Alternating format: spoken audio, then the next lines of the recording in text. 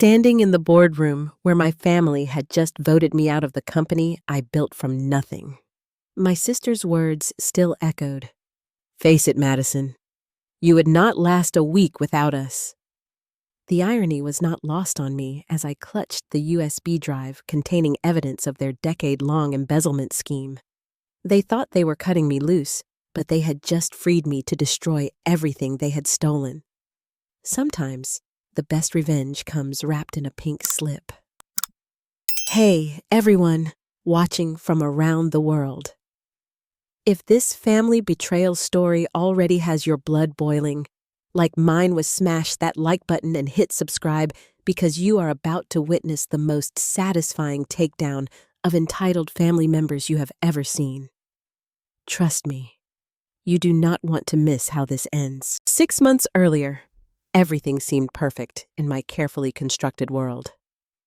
Madison Rivers, that was me, Chief Executive Officer of Rivers Marketing Solutions, the boutique advertising agency I had built from a tiny spare bedroom into a multi-million-dollar operation. What started as freelance graphic design work during college had evolved into something beyond my wildest dreams. We had 43 employees, clients across 3 states, and a reputation for innovative campaigns that actually moved the needle for small businesses trying to compete with corporate giants. My sister Emma had joined the company 3 years after I started it, initially as my assistant. She claimed she wanted to learn the business from the ground up, and I was thrilled to have family involved. Emma had always been the charming one, the people person who could make anyone feel like her best friend within minutes of meeting her. Where I was analytical and detail-oriented, she brought warmth and relationship-building skills that complemented my strengths perfectly.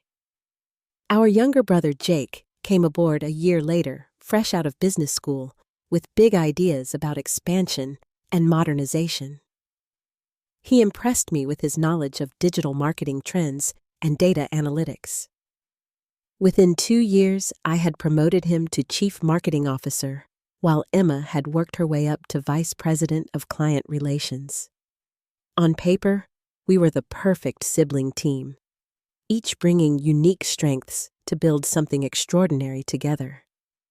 But success has a way of revealing people's true nature, and money has an even stronger way of corrupting family bonds. The first red flag should have been Emma's sudden lifestyle upgrade. Designer handbags, luxury vacations to Europe, a brand new BMW that cost more than most people's annual salary. When I asked about it during one of our monthly family dinners, she laughed it off, claiming she had gotten lucky with some cryptocurrency investments. Jake backed up her story, mentioning his own lucky breaks with day trading. I was so busy running the company and managing our explosive growth that I did not dig deeper. I trusted them completely. The second warning sign was more subtle. Client budgets started seeming smaller than what I remembered approving. Project timelines stretched longer than necessary. When I questioned these discrepancies during our weekly executive meetings, Emma and Jake always had reasonable explanations. A client had requested last-minute changes. Market research had revealed the need for additional testing. Supply chain issues had delayed production.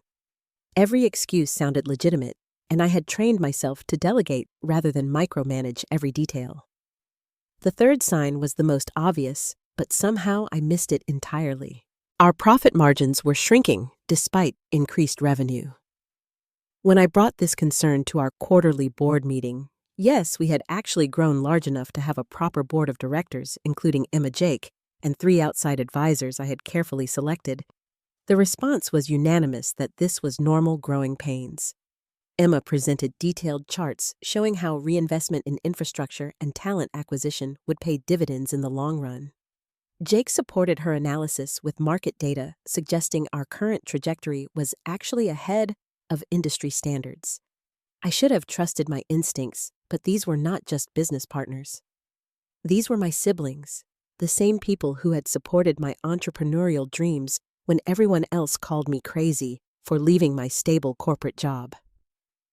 The same family members who had worked 60-hour weeks without complaint during our first year when we could barely afford to pay ourselves minimum wage. How could I suspect them of betraying not just my trust, but everything we had built together.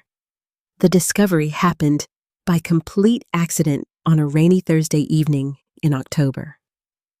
I had stayed late to finish a presentation for a potential client, one of those make-or-break opportunities that could either catapult us to the next level or leave us struggling to maintain our current position. Emma and Jake had left hours earlier for what they claimed was a networking event with other marketing professionals in the city. While searching for financial documents in Jake's office to include some budget projections in my presentation, I accidentally knocked over his coffee mug, spilling the contents across his desk. As I frantically tried to clean up the mess before it damaged his computer or important papers, I noticed something that made my blood run cold. Underneath a stack of invoices was a bank statement that definitely did not belong to our company accounts. The letterhead read, Emerald Coast Consulting LLC, a company name I had never heard before, but the address listed was Jake's home address, and the account holder was listed as E. Rivers, Emma Rivers. My hands shook as I realized what I was looking at. This was a shadow company operating under a name designed to sound legitimate while funneling money away from our family business. I quickly photographed the statement with my phone before replacing it exactly where I had found it. Back in my office, I spent the next 3 hours going through every financial record I could access, cross-referencing dates and amounts. The pattern became horrifyingly clear. Over the past 18 months, hundreds of thousands of dollars had been systematically diverted from our client accounts into this fake consulting company. Project budgets that I had approved for specific amounts were being invoiced to clients for significantly higher costs, with the difference disappearing into Emerald Coast Consulting. They had created an elaborate web of fake subcontractors, inflated expense reports, and phantom consulting fees. Every project we had worked on during the past year and a half had been used as a vehicle to steal from both our clients and our company. The cryptocurrency investments Emma bragged about, the successful day trading Jake credited for his new lifestyle, all lies funded by money they had stolen from the business I had spent 7 years building. The worst part was realizing how long this had been going on. This was not a recent crime of opportunity. This was a calculated long-term plan to systematically drain our company while maintaining the facade of loyal family members working toward our shared success. They had looked me in the eye every single day for over a year, while stealing my life's work, betraying our clients' trust, and planning what I could only assume was their eventual exit strategy. As I sat alone in my office that night, surrounded by evidence of their betrayal, I felt something I had never experienced before. It was not just anger or disappointment. It was the complete destruction of everything I thought I knew about the people closest to me. These were not just business partners who had gotten greedy. These were my siblings who had apparently been planning my downfall while I celebrated their successes and trusted them with everything that mattered to me. The next morning, I called in sick for the first time in 3 years. Instead of going to the office, I drove to a small coffee shop across town where nobody would recognize me and spent the entire day developing my strategy. This was not going to be a confrontation driven by emotion or family loyalty. This was going to be a calculated business decision executed with the same precision I brought to our most important client campaigns. First, I needed to understand the full scope of their operation. Using my administrative access to all company systems, I began a forensic audit of every transaction, every client interaction, and every financial record from the past 2 years. What I discovered was even worse than I had initially suspected. The total amount stolen exceeded $800,000. They had not just been skimming from project budgets.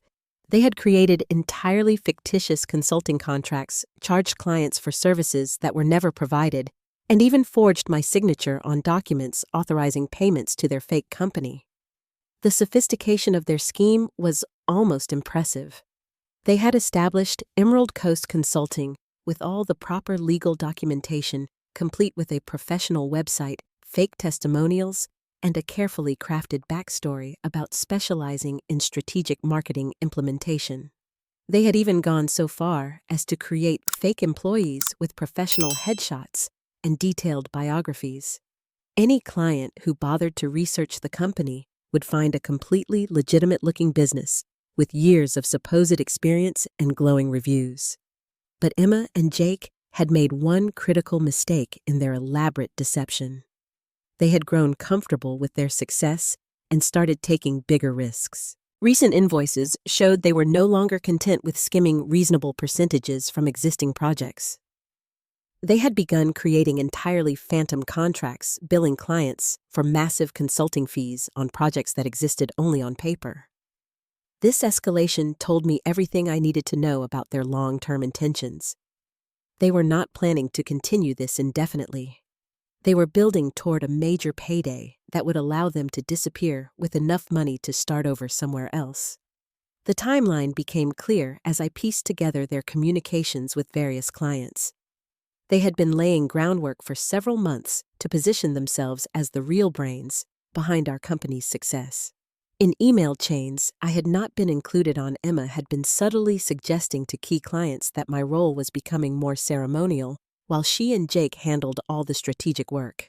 Jake had been scheduling one-on-one meetings with our biggest accounts, ostensibly to discuss advanced analytics integration, but actually to build personal relationships that could transfer to a new company. They were planning to steal our clients along with our money. Armed with this knowledge, I realized I had a choice to make. I could confront them directly, hoping that family loyalty might motivate them to confess and make restitution. I could report them to the police immediately and let the criminal justice system handle the situation. Or I could beat them at their own game using the business skills they had apparently underestimated. The decision was easier than I expected. These were not family members who had made a mistake or gotten in over their heads with a momentary lapse in judgment. These were criminals who had spent over a year systematically destroying everything I had built while pretending to love and support me. They deserved to face the consequences of their choices, but those consequences needed to match the calculated nature of their betrayal. I spent the next week gathering additional evidence while maintaining absolute normalcy in the office. Every morning, I smiled and chatted with Emma about her weekend plans. Every afternoon, I sat through Jake's presentations about quarterly projections and market opportunities. Every evening, I went home and documented their crimes with the meticulous attention to detail that had made our legitimate business successful. The hardest part was not the evidence gathering. It was realizing how many signs I had missed or rationalized away. Emma's constant suggestions that I should delegate more and focus on the big picture while she handled day-to-day operations. Jake's insistence on handling all client billing and financial reporting because it would free me up for strategic planning. Their joint campaign to convince me that hiring an outside accounting firm was an unnecessary expense since Jake had everything under control. They had not just stolen money. They had systematically isolated me from the financial operations of my own company while positioning themselves as indispensable partners who deserved increasing authority and autonomy. Every conversation we had about company direction, every decision about hiring or expansion, every discussion about long-term planning had been contaminated by their secret agenda to eventually push me out and take over what I had built. But knowledge is power, and I now had something they did not know I possessed. While they continued their elaborate performance as loyal siblings and business partners, I began reaching out to our most important clients under the pretense of routine relationship maintenance. These conversations served two purposes. First, they allowed me to assess which clients might have been approached by Emma and Jake about potentially transitioning their business to a new agency. Second, they gave me an opportunity to strengthen relationships that would be crucial when the truth eventually came out. I also started building relationships with vendors and contractors who had worked with our company over the years. Many of them mentioned having received unusual requests from Emma or Jake about creating backup invoices or revised billing statements that now made perfect sense in the context of their fraud scheme. These conversations gave me additional evidence while also ensuring I would have allies who understood the legitimate version of our business operations. Most importantly, I began preparing for the inevitable confrontation by consulting with both a criminal attorney and a business litigation specialist. The criminal attorney helped me understand how to preserve evidence in a way that would be useful for prosecution. The business attorney helped me understand my options for protecting the company and our clients while ensuring Emma and Jake faced appropriate consequences for their actions. The attorneys also helped me understand something crucial about the timeline I was working with. Emma and Jake's recent escalation in their theft amounts suggested they were preparing for some kind of exit strategy. If I waited too long to act, they might disappear with everything they had stolen, leaving me to deal with angry clients and potential bankruptcy. But if I moved too quickly without proper preparation, they might be able to destroy evidence or turn the situation into a family dispute, rather than the clear-cut criminal case it actually was. I had exactly one opportunity to get this right, and the window for action was closing faster than I had initially realized. 3 weeks into my investigation, Emma and Jake handed me the perfect opportunity, wrapped in corporate buzzwords and fake concern for my well-being. They requested an urgent family meeting to discuss what they called restructuring for optimal efficiency and sustainable growth. The meeting was scheduled for a Friday afternoon in our main conference room with all 3 outside board members invited to participate. I arrived early that Friday, my laptop bag containing printed copies of every piece of evidence I had gathered, organized in neat folders with color-coded tabs. The USB drive with digital copies remained hidden in a secure location outside the office. As Emma and Jake arrived with their presentation materials and confident smiles, I realized this was the moment they had been building toward for months. They were about to make their move completely unaware that I knew exactly what they had been planning. Emma started the presentation with her characteristic warmth and enthusiasm. "Madison, we love you. And we love this company, but we need to have an honest conversation about leadership structure moving forward." She clicked through professionally designed slides showing market analysis, competitor research, and growth projections that painted a picture of a company that needed fresh strategic direction and operational modernization. Jake picked up seamlessly where Emma left off, presenting data that supposedly demonstrated how my traditional management style was limiting our potential in an increasingly digital marketplace. He had charts showing our profit margins compared to industry standards, client retention rates that he claimed were below optimal levels, and employee satisfaction surveys that somehow suggested our team was ready for evolved leadership approaches. The outside board members asked thoughtful questions about implementation timelines and transition strategies. These were successful business professionals I had personally recruited because I trusted their judgment and valued their experience. Watching them engage seriously with Emma and Jake's presentation felt like watching my own funeral while I was still alive to see it. Then came the proposal that confirmed everything I had suspected about their ultimate intentions. Emma suggested that I should transition to a chairman role focused on vision and external relationships, while she and Jake assumed operational control of day-to-day business functions. This restructuring would allow me to leverage my entrepreneurial strengths while ensuring the company had leadership optimized for current market conditions. Jake presented a detailed organizational chart showing how this transition would work practically. I would retain the title of founder and maintain a ceremonial position on the board of directors, but all actual authority would transfer to Emma as Chief Executive Officer and Jake as Chief Operating Officer. They had even prepared revised employment contracts and equity redistribution proposals that would gradually reduce my ownership stake over a 3-year period. The audacity was breathtaking.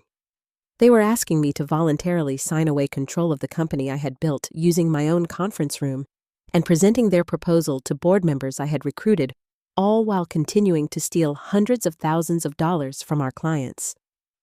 They had weaponized corporate governance and business best practices to legitimize what was essentially a hostile takeover disguised as family concern.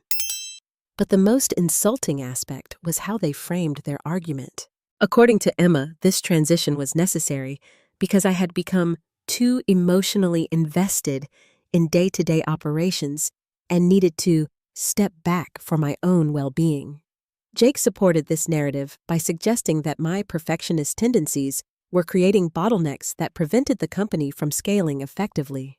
They painted themselves as caring siblings who were reluctantly accepting greater responsibility to protect both me and the business from my own limitations. The board members asked me to respond to the proposal, clearly expecting some version of gracious acceptance or at least openness to discussion. This was my moment.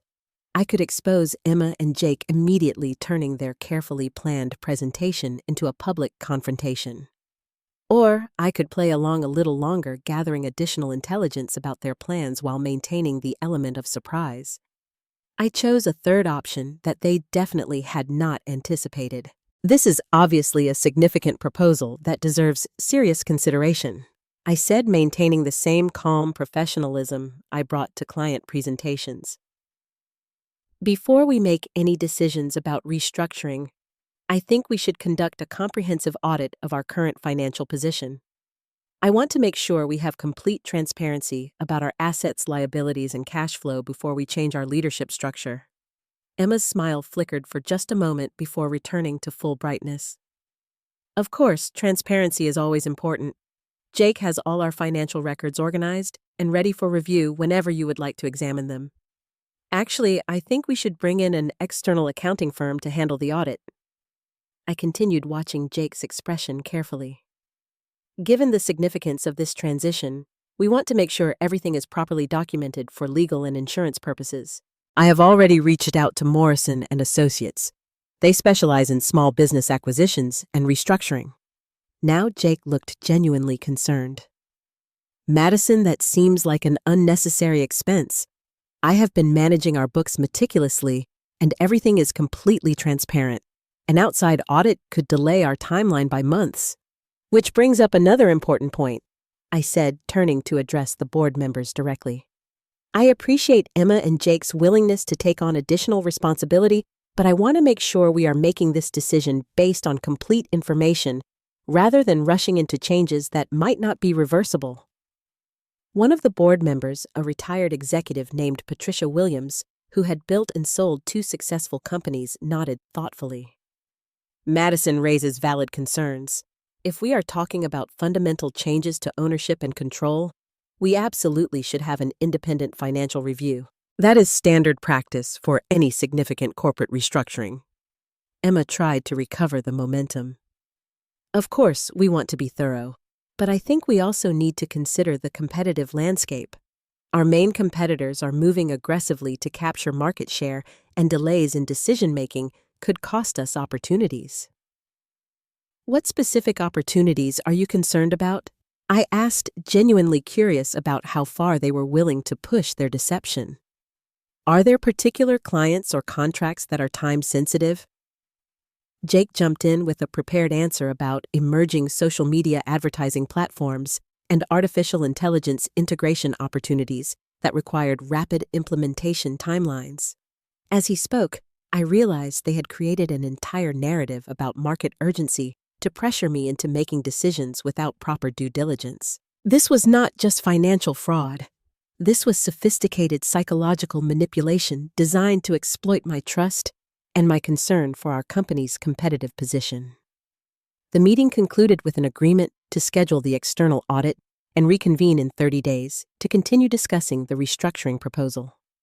Emma and Jake accepted this timeline gracefully, probably assuming they could use the intervening weeks to continue building support among our employees and clients while positioning themselves as the natural successors to my role.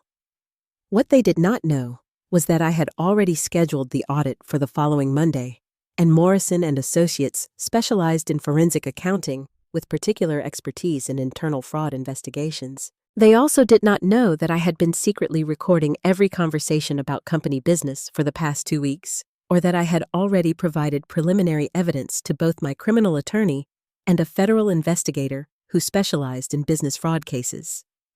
As Emma and Jake packed up their presentation materials and chatted casually with the board members about implementation strategies, I felt something I had not experienced since discovering their theft. Instead of anger or betrayal, I felt the cold satisfaction of a well-executed strategic plan coming together exactly as intended. They had underestimated me in every possible way. They assumed my emotional attachment to our family relationship would prevent me from taking decisive action. They believed their charm and presentation skills could overwhelm my analytical nature. Most importantly, they thought their insider knowledge of our business operations gave them an insurmountable advantage in any conflict. But they had forgotten the most important lesson I had learned during 7 years of building this company from nothing. The person who controls the information controls the outcome. And I now controlled information they did not even know existed. The real question was not whether I could stop them. The real question was how completely I wanted to destroy their lives when I did. Monday morning arrived with the kind of crisp autumn clarity that makes everything seem possible.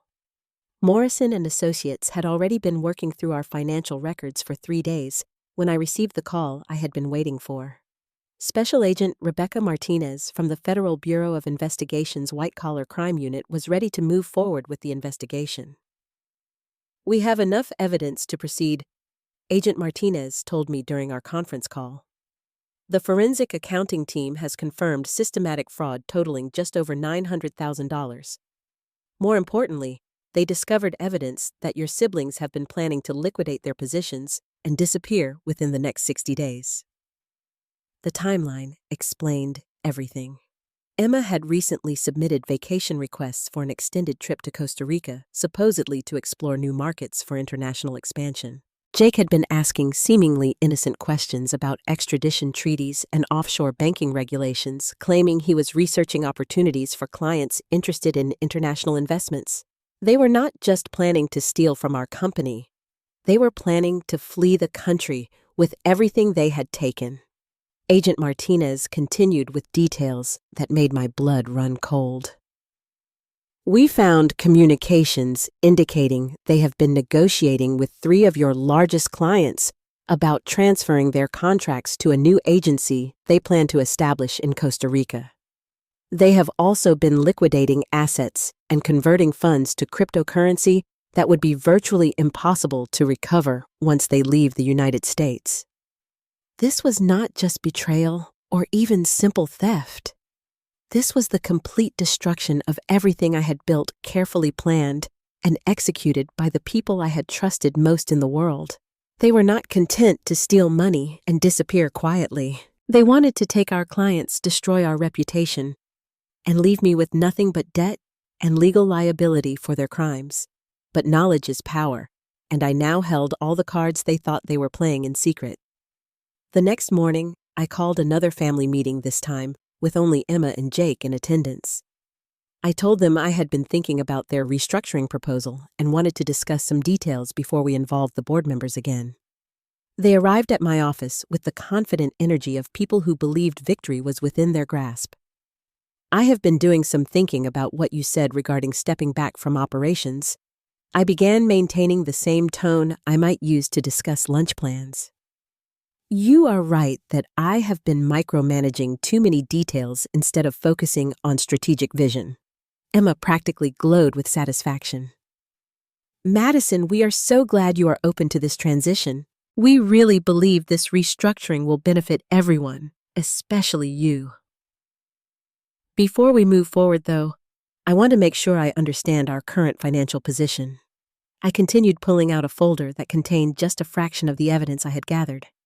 "I have been reviewing some of our recent client invoices, and I noticed a few discrepancies I hope you can help me understand." I placed 3 invoices on the desk between us. Each one showed payments to Emerald Coast Consulting for services I had no memory of approving.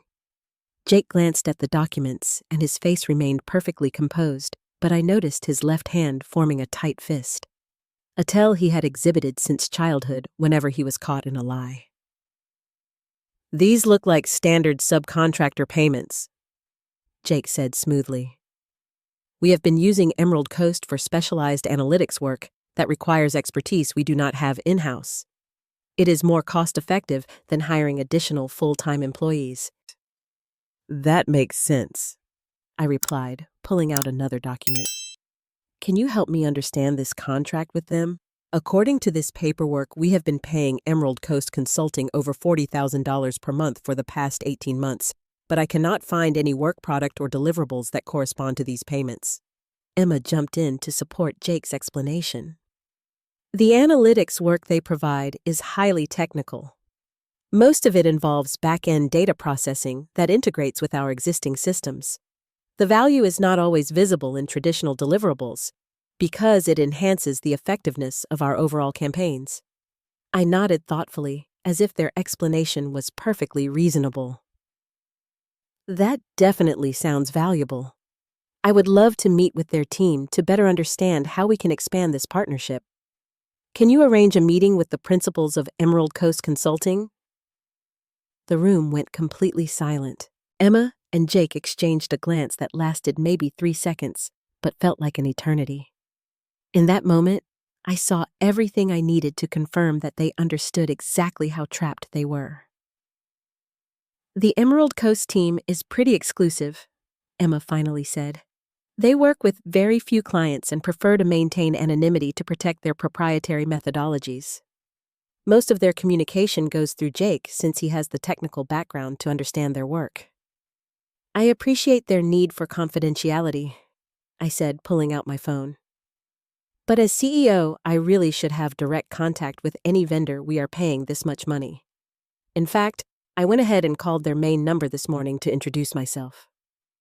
Jake's face went completely white. "What did they say?" "That is the interesting thing," I replied, maintaining my conversational tone. "The number listed on their invoices has been disconnected. The address on their contracts corresponds to a UPS store mailbox. Their website, which looks very professional, was registered 18 months ago using a credit card that traces back to an account opened by Emma Rivers." Emma started to speak, but I held up my hand to continue. "I also discovered something fascinating about their business registration. Emerald Coast Consulting LLC was established as a limited liability company in Delaware, with Emma listed as the registered agent and Jake listed as the managing member. The paperwork was filed exactly 2 weeks after Emma joined our company." The silence that followed was broken only by the sound of Jake's chair creaking as he shifted nervously. Emma's characteristic warmth had completely disappeared, replaced by the cold calculation of someone trying to determine her remaining options. "Madison, I think there might be some confusion about the corporate structure," Emma said carefully. "Jake and I established Emerald Coast as a vehicle for some side consulting work we have been doing independently. If there has been any overlap with our work for your company, it was completely unintentional." "Side consulting work worth $900,000 over 18 months?" I asked, placing the complete forensic accounting report on the desk. "According to this analysis prepared by Morrison & Associates, Emerald Coast Consulting has received payments totaling $896,000 from our company clients, all for services that were never actually provided." Jake stood up abruptly. "Madison, I think we need to involve lawyers before this conversation goes any further." "Actually, I already have," I said, pressing the intercom button on my desk phone. "Agent Martinez, they are ready for you now." The office door opened and Special Agent Rebecca Martinez entered, followed by 2 additional federal agents and Detective Sarah Thompson from the local police department's financial crimes unit. Emma and Jake turned to stare at me with expressions of complete shock and growing panic. "Emma Rivers and Jake Rivers, you are under arrest for conspiracy to commit fraud, embezzlement, and money laundering," Agent Martinez announced, beginning to read them their rights as the other officers moved to handcuff my siblings. As they were led away, Emma turned back to look at me one last time. "Madison, we are family. How could you do this to us? I met her eyes directly and spoke the words I had been practicing for weeks. You are right, Emma. We are family. That is exactly why this hurts so much, and exactly why you deserve everything that is about to happen to you. The aftermath of Emma and Jake's arrest unfolded with the brutal efficiency of a controlled demolition. Within 24 hours, local news stations were running stories about the sibling fraud scandal that had rocked one of the region's most successful small businesses. Within 48 hours, federal prosecutors had frozen all assets associated with Emerald Coast Consulting and begun the process of seizing Emma's BMW and Jake's recently purchased luxury condominium. But the personal consequences were just the beginning of their problems. The forensic accounting investigation had uncovered evidence that went far beyond simple embezzlement. Emma and Jake had been running what amounted to a sophisticated money laundering operation, using our legitimate business as a front to clean money from sources I was still learning about. They had established relationships with several other small businesses in different cities, offering consulting services that existed only to create paper trails for moving illicit funds through seemingly legitimate channels. Agent Martinez briefed me on the full scope of their operation during a meeting at the FBI field office. Your siblings were not just stealing from your company, she explained, spreading out charts that looked like something from a crime television show. They were part of a larger network involved in tax evasion, insurance fraud, and what appears to be connections to several cryptocurrency scams targeting elderly investors. The revelation hit me like a physical blow. This was not just about family betrayal or business theft. Emma and Jake had been using our company's reputation and my personal relationships to facilitate crimes that had hurt dozens of innocent people. Elderly investors had lost retirement savings to fake cryptocurrency schemes that Emma had promoted through her social media accounts, using our company's success as credibility for her investment advice. Small business owners had paid thousands of dollars for consulting services that Jake had promised but never delivered. Every client relationship I had built, every vendor partnership I had established, every professional connection I had cultivated over 7 years was now potentially compromised by association with their criminal activities. The company I had built as a force for helping small businesses compete with larger corporations had been transformed into a vehicle for exploiting the exact people I had intended to serve. The legal proceedings moved with startling speed. Emma and Jake's attorney, an expensive criminal defense lawyer they somehow managed to hire despite having their assets frozen, attempted to negotiate plea deals that would minimize their prison time in exchange for cooperation with ongoing investigations into their criminal network. But federal prosecutors were not interested in lenient treatment for people who had used family businesses to exploit vulnerable victims. The preliminary hearing was held on a gray December morning in federal court. I sat in the gallery, watching my siblings enter the courtroom in orange jumpsuits, their hands shackled and their faces showing the strain of 3 weeks in federal detention. Emma, who had always prided herself on her appearance and professional image, looked pale and exhausted. Jake, who had projected confidence and competence in every business meeting, appeared nervous and defeated. The prosecutor presented evidence that painted a picture of calculated criminal enterprise spanning nearly 3 years. Emma had established fake social media profiles to build trust with potential fraud victims. Jake had created elaborate financial projections and investment analyses to support their various scams. Together, they had stolen over $2 million from victims across 12 states, using our family business as both a front for their operations and a source of startup capital for their criminal activities. But the most damaging evidence was not financial records or forged documents. It was audio recordings of Emma and Jake discussing their plans, recorded during what they thought were private conversations in our office. They had been so confident in their security measures that they spoke openly about their crimes, including detailed discussions about how to manipulate me into signing over control of the company before they disappeared to Costa Rica. Madison is so naive, Emma's voice said through the courtroom speakers. She actually believes we care about the business. Once we get her to sign the restructuring agreement, we can liquidate everything and be gone before she realizes what happened." Jake's voice responded with cruel laughter. "The best part is how grateful she is for our help. She has no idea we have been setting her up to take the fall for everything when the clients start asking questions about missing money." Hearing their voices discussing my destruction with such casual cruelty was worse than discovering their theft. This was not about money or business opportunity. This was about deliberate malice directed at someone who had trusted them completely. They had not just stolen my money, they had planned to destroy my reputation, my relationships, and my future, while leaving me to face criminal liability for their actions. The judge denied their request for bail reduction, citing flight risk and the ongoing investigation into their criminal network. Emma and Jake would remain in federal custody until their trial, which was scheduled for the following spring. Their attorney's attempts to suggest that this had been a family dispute that escalated beyond reasonable bounds were met with skepticism from both the prosecutor and the judge. Outside the courthouse, I was approached by a reporter from the local business journal who wanted to comment on how the arrests would affect our company's operations. For the first time since this nightmare began, I felt something approaching optimism about our future. Rivers Marketing Solutions was built on principles of integrity and genuine service to our clients, I told the reporter.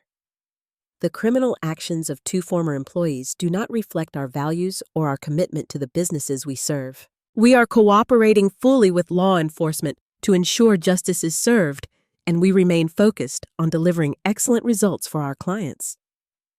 What I did not tell the reporter was that our client base had actually grown during the 3 weeks since Emma and Jake's arrest. Word had spread through the business community about how I had uncovered and reported their crimes rather than covering them up to protect family relationships. Potential clients were reaching out specifically because they wanted to work with a company that prioritized ethical behavior over personal loyalty when faced with criminal activity. Our employees had rallied around the company with a level of dedication and enthusiasm I had not seen since our earliest days. They understood that we had faced an existential threat from internal sabotage and had emerged stronger because of our commitment to doing the right thing, regardless of personal cost. Several team members had approached me with evidence of suspicious activities they had noticed but had been afraid to report because Emma and Jake were family members. The company Emma and Jake had tried to destroy was not just surviving their betrayal, it was thriving because of the values they had tried to corrupt. Their plan to leave me with nothing had backfired in ways they could never have anticipated.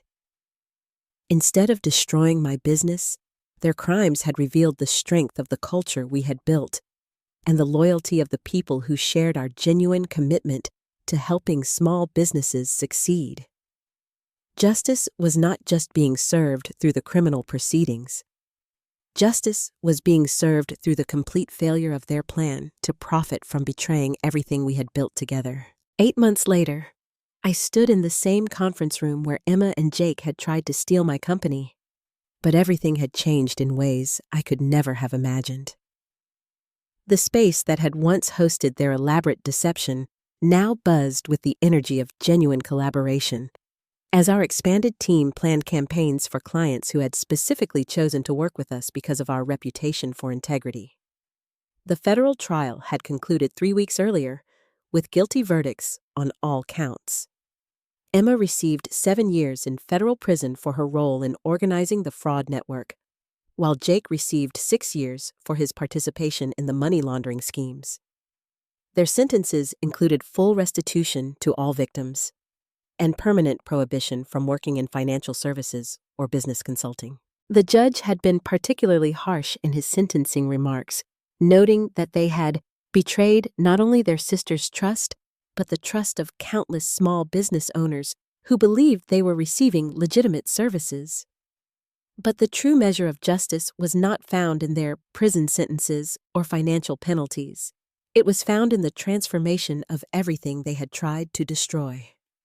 Rivers Marketing Solutions now employed 68 people across 2 offices, including 12 new team members, who had specifically sought us out because they wanted to work for a company that had proven its commitment to ethical business practices under extreme pressure.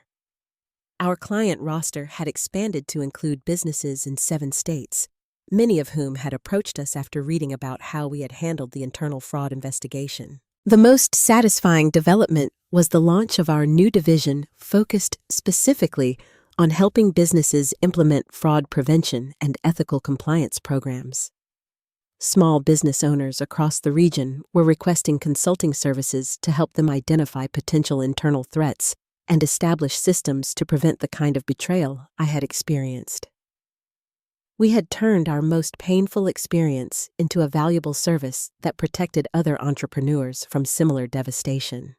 Patricia Williams, the board member who had supported my request for an external audit, had accepted my invitation to become our chief operating officer. Her experience and wisdom had been instrumental in rebuilding our operations and establishing the internal controls that would prevent future fraud. More importantly, her presence represented the kind of chosen family relationship I had learned to value above blood connections that could not be trusted. The financial recovery had exceeded even our most optimistic projections. Federal prosecutors had recovered over 90% of the stolen funds through asset seizures and restitution agreements. Our clients, rather than fleeing after learning about the fraud, had actually increased their investments with us because they respected how transparently we had handled the crisis. Several had specifically mentioned that our willingness to report family members for criminal activity proved we would always prioritize their interests above personal relationships. Our employees had developed what we jokingly called the fraud survivor culture, a commitment to transparency and accountability that made our workplace stronger and more collaborative than it had ever been when Emma and Jake were secretly undermining our operations. Team members regularly shared information about potential problems or concerns, knowing they would be heard and supported rather than dismissed or manipulated. But the most meaningful change was personal rather than professional. I had learned to distinguish between real family, people who supported my success and respected my values, and biological relatives who happened to share my genetics but not my principles. The revelation of Emma and Jake's betrayal had forced me to examine every relationship in my life through the lens of genuine mutual respect, rather than assumed loyalty based on shared history. My parents had struggled to accept that their other children were criminals who deserved to face consequences for their actions. Initially, they had pressured me to drop the charges and work things out as a family. But as more evidence emerged about the scope of Emma and Jake's crimes, including the elderly victims who had lost their life savings, even my parents had been forced to acknowledge that justice needed to take precedence over family loyalty. The conversation with my mother the previous week had marked a turning point in our relationship. I spent so much energy trying to protect Emma and Jake from consequences that I forgot to appreciate what you had accomplished, she had admitted during one of our monthly dinners. You built something amazing, and when it was threatened, you did the right thing, even though it cost you relationships with people you loved. I am proud of the person you have become, and I am sorry it took me so long to say that. That recognition meant more to me than any business success or financial recovery. My mother's words represented a validation that went beyond professional achievements to acknowledge the character and integrity that had guided my decisions during the most difficult period of my life. Standing in the conference room where everything had changed, I reflected on Emma's final words to me during the sentencing hearing. She had approached me in the hallway outside the courtroom. Her prison uniform, a stark contrast to the designer clothes she had worn when trying to steal my company. "I hope you are happy now," she had said, her voice bitter with resentment. "You destroyed your own family to protect a business that will probably fail anyway." I had looked at her directly, feeling nothing but pity for someone who still did not understand the difference between family and criminality. "Emma, I did not destroy our family." You and Jake destroyed our family when you decided to steal from the business I built and the clients who trusted us. I just made sure you faced consequences for that choice. Now watching my team collaborate on campaigns that would help local businesses thrive and grow, I realized that Emma had been wrong about everything that mattered. The business had not failed. It had grown stronger. My family had not been destroyed. I had learned to value the people who actually supported and respected me over those who shared my genetics, but not my values. The conference room door opened, and Patricia walked in with coffee and a smile, ready to review our quarterly projections that showed record growth and profitability. Behind her came Sarah, our new marketing director, whose creative campaigns had won 3 industry awards in the past 6 months. Following them was Marcus, our client relations manager, whose genuine commitment to serving our clients had earned trust and loyalty that no amount of charm or manipulation could match. This was my real family. People who had chosen to build something meaningful together based on shared values rather than assumed obligations. These were the relationships that would last because they were built on mutual respect and genuine care rather than the accident of shared genetics. As we began planning our expansion into new markets and services, I thought about the question Emma had asked me 8 months earlier. How could you do this to us? Now I had the perfect answer. I had not done anything to them. I had simply refused to let them destroy everything I had worked to build, including the values that made that work meaningful. They had made their choices, and I had made mine. The difference was that my choices were guided by integrity rather than greed, by genuine care for others, rather than manipulation for personal gain. The best revenge had not been their prison sentences or financial losses. The best revenge was the success and happiness I had built from the ashes of their betrayal, surrounded by people who had proven their loyalty through actions rather than words. Have you ever had to choose between family loyalty and doing what was right, even when that choice cost you relationships with people you thought you could trust? If this story of family karma and justice served has resonated with your own experiences with betrayal and recovery, please hit that like button and share your thoughts in the comments below. Your stories of choosing integrity over convenience might inspire someone else who is facing a similar impossible choice. Subscribe to hear more true stories about real people who refuse to let family dysfunction destroy their dreams, and share this video with someone who needs to know that doing the right thing, even when it hurts, can lead to something better than anything you thought you had lost. Thank you for joining me in this journey of discovering that chosen family built on shared values will always be stronger than blood relations built on assumed obligations. Remember, sometimes the people who claim to love you the most are the ones willing to hurt you the deepest. Trust your instincts, protect what you have built, and never let anyone convince you that loyalty means accepting betrayal. Life has a way of ensuring that justice eventually finds those who choose greed over integrity, and karma has a very long memory when it comes to people who exploit the trust of those who love them most.